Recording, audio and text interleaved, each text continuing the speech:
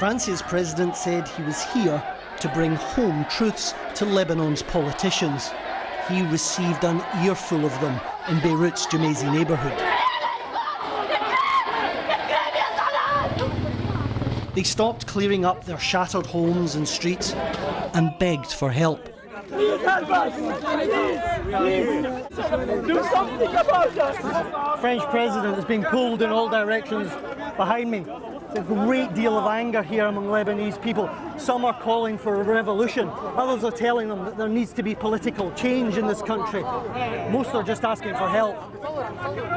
Their own president they declaimed as a terrorist. And as they've demanded for nearly a year now, they called for thawra, a revolution. One woman, angry that the government wasn't doing enough to find the dead and injured, let rip.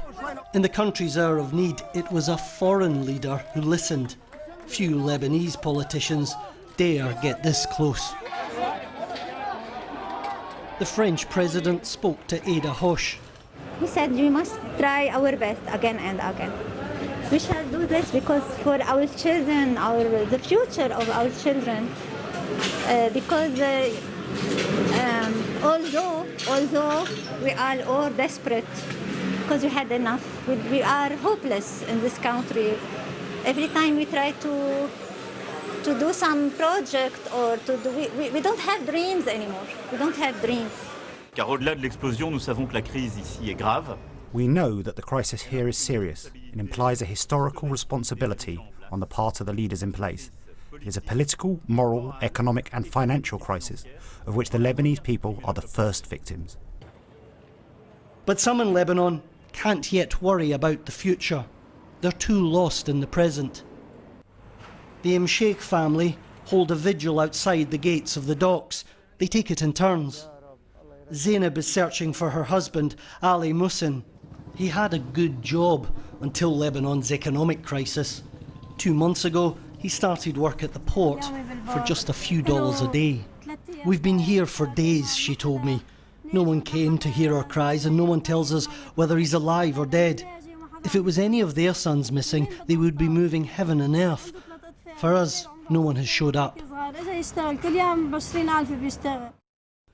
This was Lebanon's lifeline to the world and it's now in ruins. This is what's left of the country's electricity provider. It barely functioned before the explosion. Rebuilding this will take billions. Whole neighbourhoods have been abandoned. A job like this will require international effort. And tonight, the anger boils over again. More fury at their leaders who don't appear to be listening. Their response in Lebanon's hour of need was more tear gas. The government's incompetence has brought tragedy here. It may unleash much more.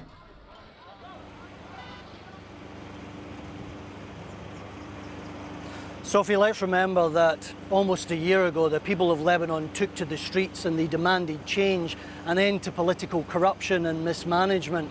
But it wasn't enough. What bigger symbol is there of this country's terrible dysfunction than this disaster which took place and literally ripped the country apart? It's hard to see how in this enormous aftermath that those calls for change can continue to be ignored. Quentin Sommerville with the latest.